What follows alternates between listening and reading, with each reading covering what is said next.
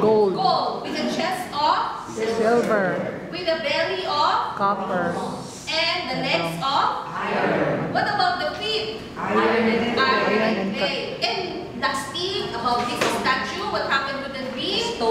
There was a stone coming from nowhere that hit the statue in the feet, causing the statue to collapse.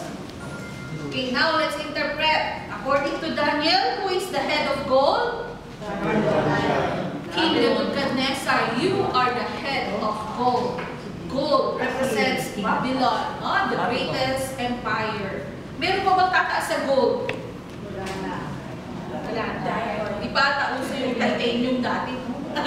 Platinum, titanium, no? So, greatest kingdom. What do you remember of the kingdom of Babylon? The hanging gardens of King Nebuchadnezzar. Si King Nebu kasi, mayaman, no? Malakas, powerful, but at the same time, very artistic. Dito yung mga artist natin. He made the hanging gardens of Babylon for his wife. Desert yan eh. Biruin mo, kagawa ko siya ng garden. Imagine the architecture of bringing the water to the hanging garden. Pataas ng pataas yun eh. I don't have the picture now, but you can go to the internet and look at the hanging gardens of Babylon. Ganda yun. Baka ma-inspire si, Jimuna. Ma-painting niya yun. But it's nowhere na. And then, what did Daniel said about the silver? Who is the silver? Medo-Persian. No? King Babylon, King of Babylon, King Nebu, your kingdom will not last.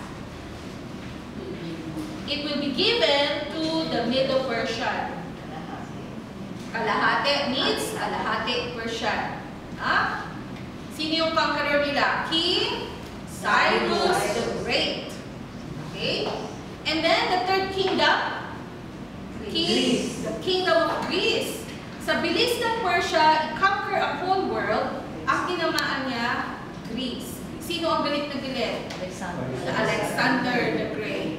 But then Alexander the Great died very early. That's why the kingdom was given to his 4 generals.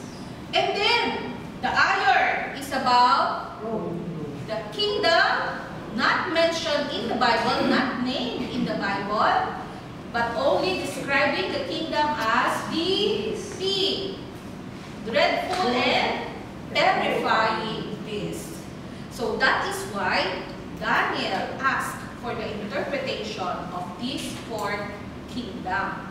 Okay, open your worksheet to